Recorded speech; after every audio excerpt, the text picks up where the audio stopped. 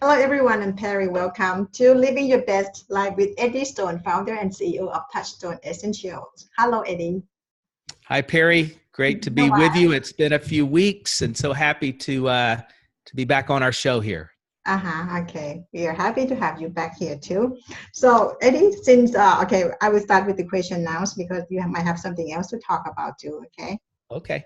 Okay. The first question: do you know the name of the healthy medicinal breathing spray for heavy smokers and whatever they have, COPD and emphysema? So I know a little bit about this because it's one of those subjects that people bring up quite a bit. They're oftentimes looking for natural solutions. And to be candid, other than our Pure Body Extra, which is the Detox zeolite spray, I'm not really aware of other sprays that would have an impact on helping out with the heavy metals, such as cadmium, for example, which is a big part of cigarette smoke, and other metals that you would find there, other volatile organics. I'm not really aware of anything else that would have a property to aid the body in detoxing and getting rid of those toxins that are in the lungs.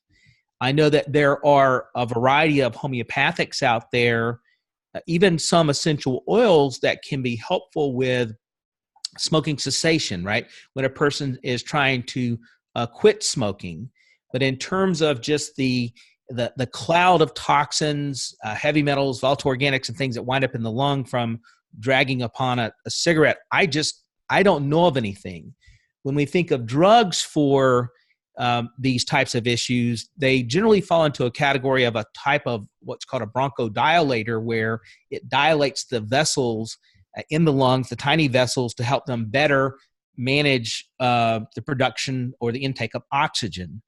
And they get closed off, they get brittle, they get thin when a person has smoked a long time and they've damaged their lungs and they have emphysema and things like that.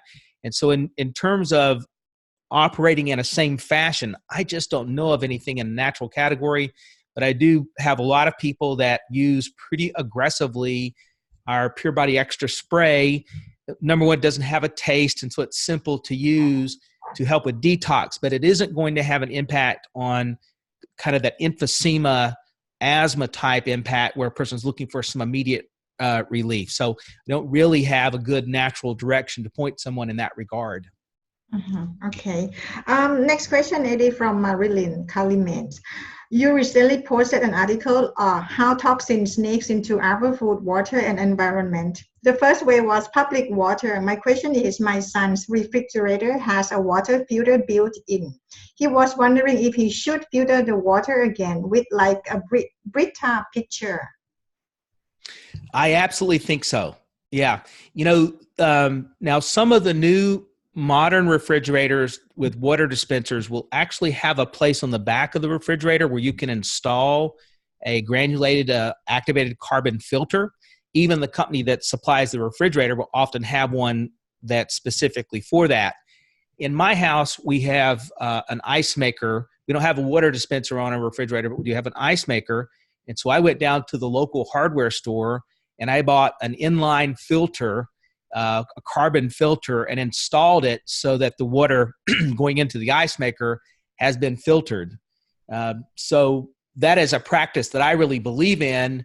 And so if they want to use a Brita filter, I think that's great, but they can get an inline filter that should also be useful.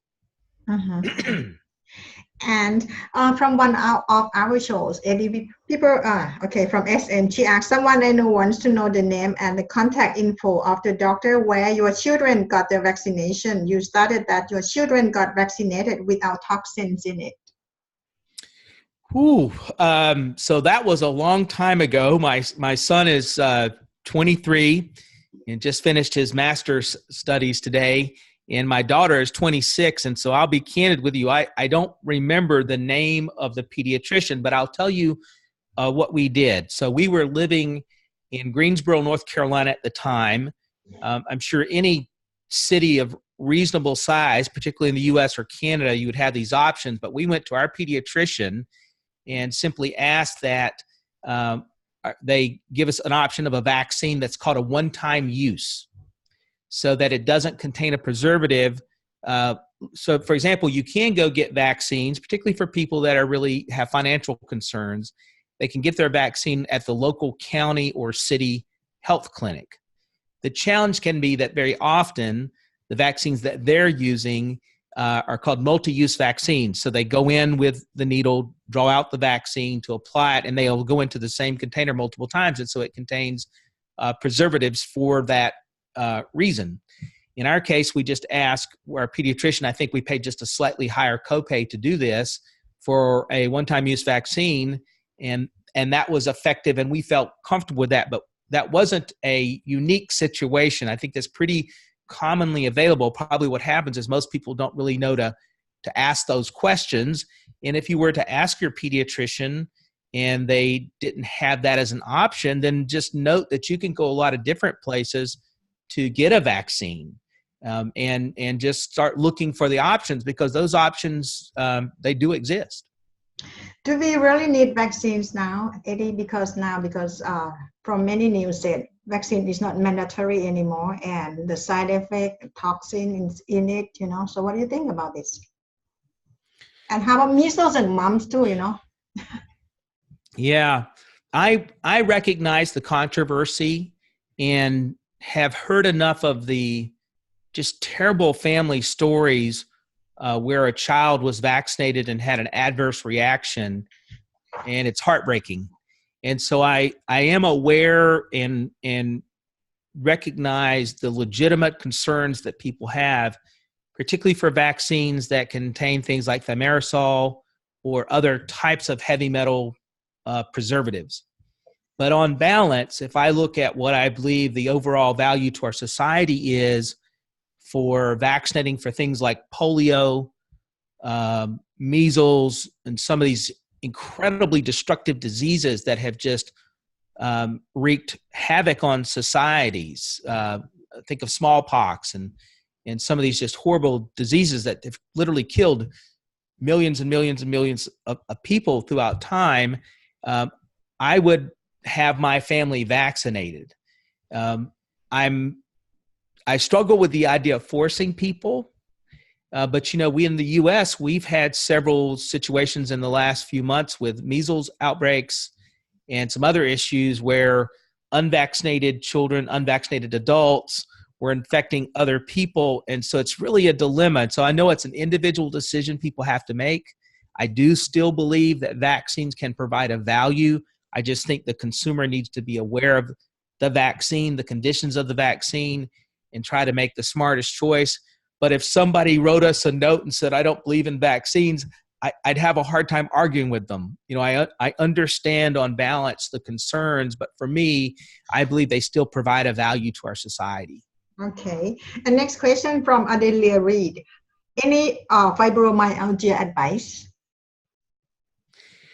Well, I'll tell you, it's a tough issue to wrestle with, and my heart really goes out to folks, women that are struggling with fibromyalgia, because a lot of times their primary doctor will not give them a firm diagnosis, and so they live in limbo and they feel terrible. Their body aches, they're tired all the time, and people around them aren't really sure, right? Because it's one of those sort of mysterious viruses that causes problems. And so, number one, my heart breaks for people that are wrestling with fibromyalgia.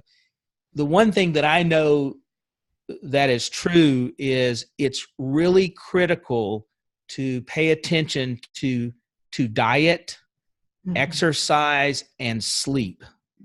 When you're feeling bad, it's easy to eat your feelings. I don't know if you're familiar with that term, but a person can wind up eating bad food, which sometimes is called comfort food, because they're already feeling bad, and they might get an emotional jolt by eating a lot of carbohydrates, right, or bad foods. The problem is the body's working so hard to manage the virus load coming from the fibromyalgia that now, if you're also giving it poor nutrition, you've just accelerated this work that the body's got to do. So a person's going to be much more tired. They're more likely to have autoimmune reactions at a greater extent with a bad diet, eating a lot of ultra-processed food. And so if ever there was a reason to really consider a vegetarian or a vegan diet and as little ultra-processed food as possible. Someone that's battling or managing fibromyalgia, that's one thing for them to consider. And they're might be listening to us and thinking, oh my gosh, all that trouble, I wish I just had a drug to take. I just don't know that there is one, right? And so you've got to give yourself self-care.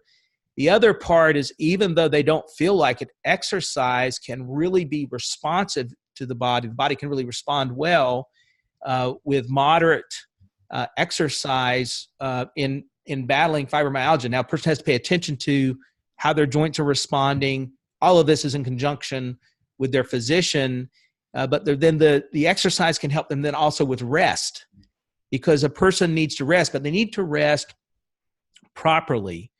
You don't want to fall into a habit where you're just literally sort of giving up and you're sleeping all day, because you tend to then rest poorly at night.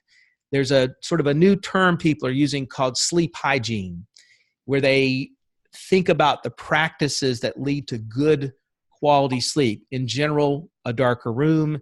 In general, a little colder in the room or the home than it is during the day. During the day, trying to have some activity and not overnap. There's all these sort of practices. And so I know individually some people with fibromyalgia that are managing it much better with diet, exercise, sleep, and then mindfulness. You know, your mind can play a big role in it too. And none of this will make things go away. There have been some people that have reported some success with different types of heavy dosages of antibiotics, but I don't think there's anything really solidified or proven there.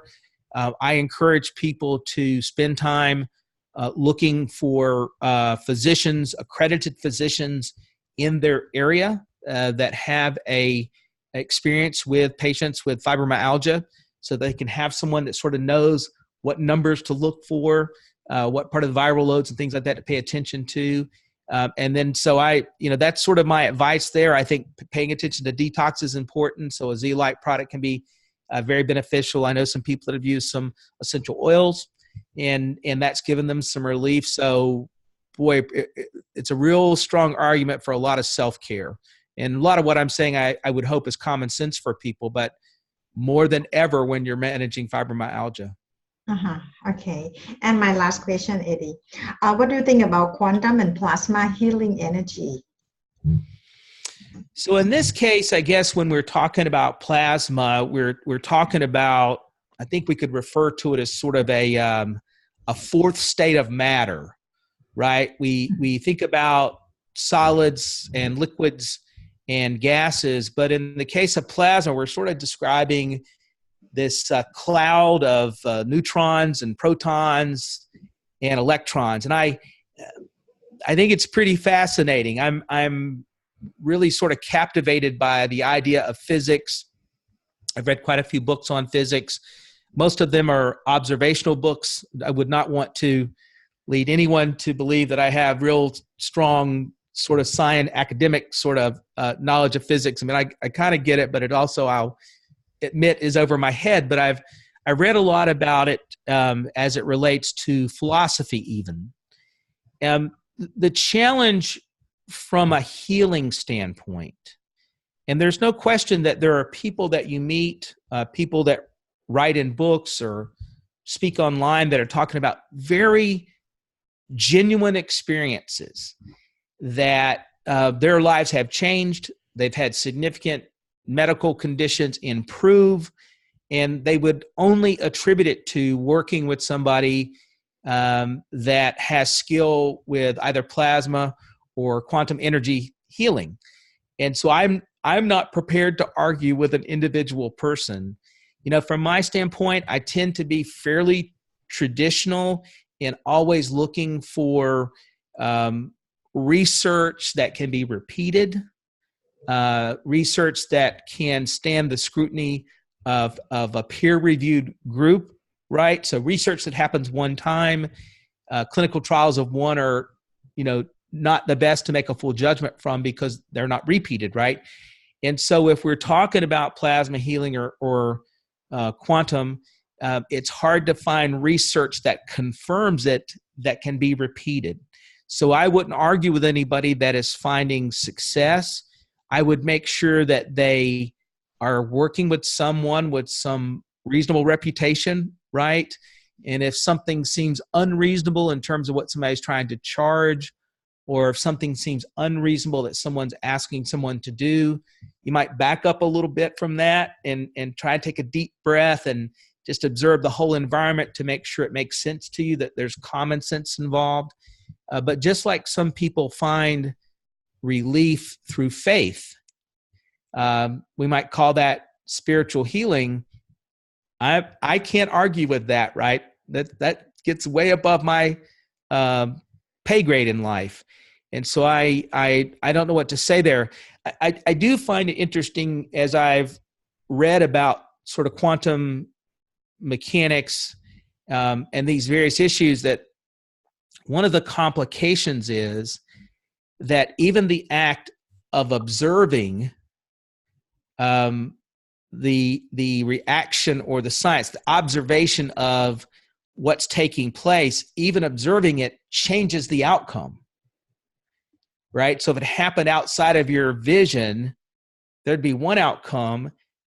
In your vision, there's a different outcome. Whew, I don't even know how to digest that, you know? And so I would tend to think that things like this are just an individual thing. And if a person is finding that it is helpful and practical in their life, particularly if they've exhausted sort of all other maybe more traditional approaches to their problem, then I support them fully and would wish them the best. But it isn't something in that regard that sort of falls into my traditional lane of trying to look at things that have peer-reviewed support and can be repeated. Mm-hmm. That makes sense. Mm-hmm. Yeah. Okay. Thank you. And what do you want? That's probably the most anybody's ever wanted me to talk about quantum physics and mechanics and plasma. So there you go. Maybe it's a near healing energy, you know. I mean, maybe so. I don't know. Okay. And how about you? What do you want to talk about today, Eddie, with us? Well, we've talked so much recently about the impact of pollution, whether that's industrial pollution or man-made, I should say, in that regard, or even things like wildfires and the pollution that comes from something like that. And it's interesting, we've had so many significant storms around the globe recently. There's another aspect of these heavy storms, including things like wildfires. It isn't just what you breathe, you know, from what's taking place there. It's the degradation of those materials getting into the water supply and the food supply. In fact, there's a film coming out in the States, and I would think, or maybe it's a show, I would think it would also, though, be something that would have a global application that's going to look at and examine the impact of the nuclear meltdown at Chernobyl, not just in the immediate aftermath to those in that local community, but then also what took place long after, decades after. Of course, we know what's taken place at Fukushima in Japan. So these things are significant, but one area we've not spent a lot of time on is talking about the impact of heavy metals on the brain. And that may be one of the more important places to focus, because it's one of the more sneaky places where we can be negatively impacted by environmental pollutants, volatile organics, and heavy metals, but not realize it as easily, because we tend to adopt the condition that we're in. You know, if we're tired, we just start functioning inside of being tired, instead of thinking, well, what if I were well rested? You know, what a difference that would make in how I feel and how I respond and how quickly even I solve problems. And so your brain on heavy metals, not to be confused with heavy metal music, is something to consider. And so I've got a little list, but here's the first thing to understand. Heavy metals and many volatile organics are neurotoxins. And so that means they are toxins. And essentially we're describing toxins like, for example, mercury, that we know crosses the blood-brain barrier.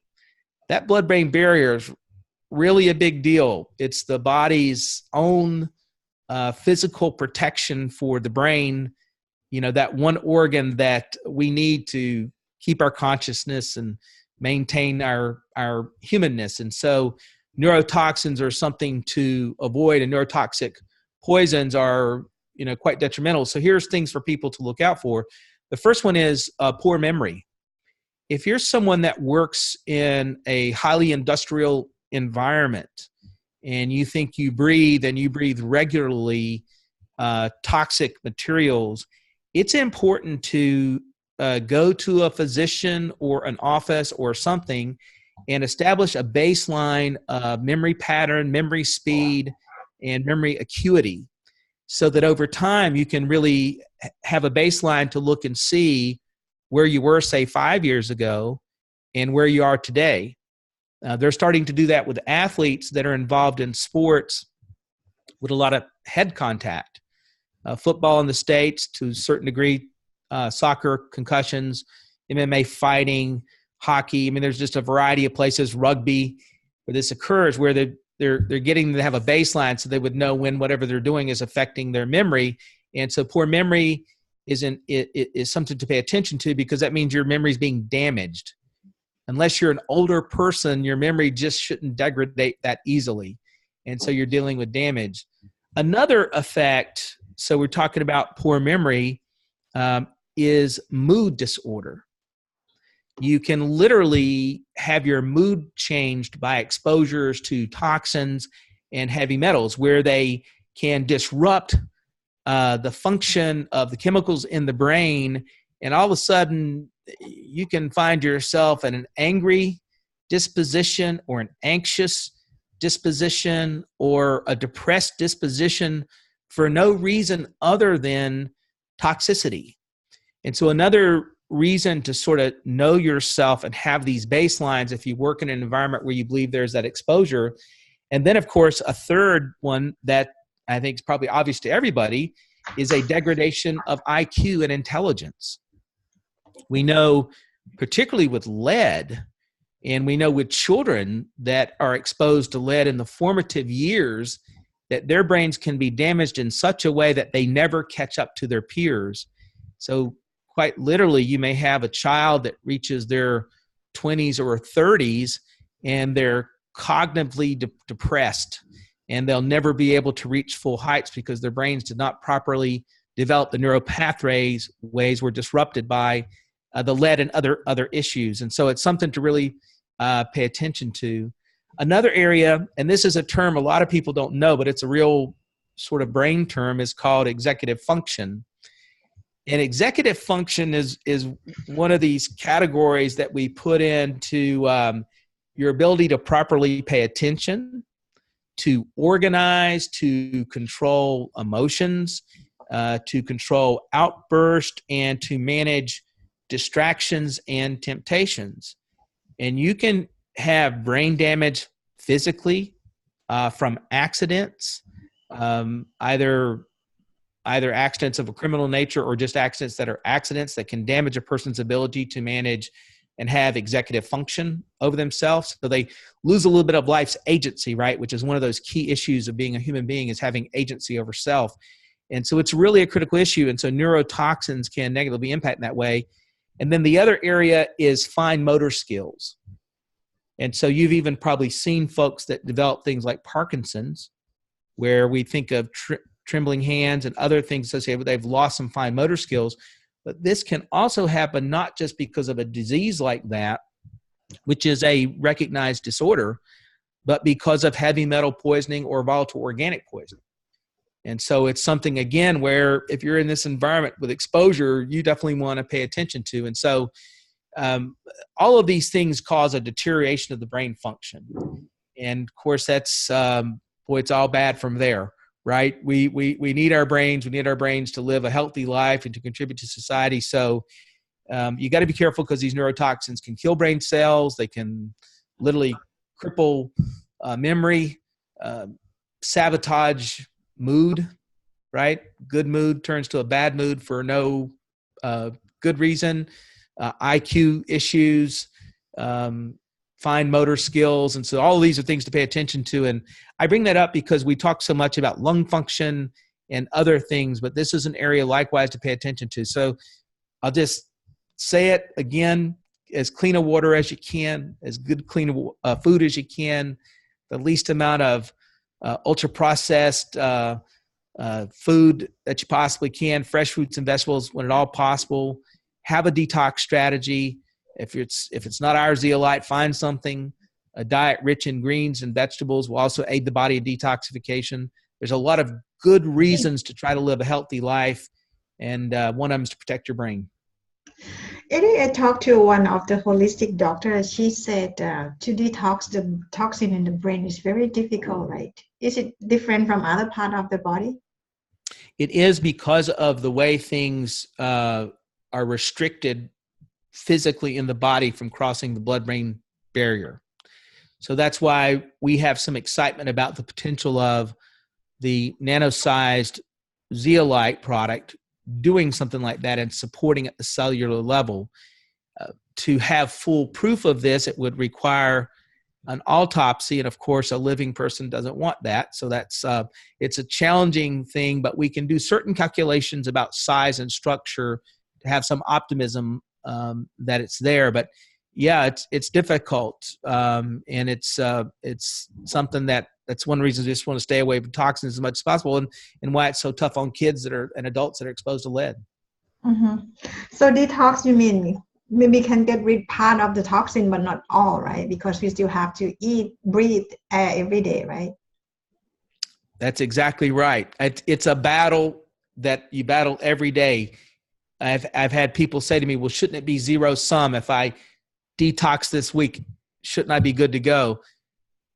Challenge is you continue to eat, breathe, and drink water, and we just live in a world where toxins are a part of life. And unless you would live in the most pristine island in the Pacific, but even the Pacific Ocean has toxins in it, right? So it's just part of modern living and just something to be managed.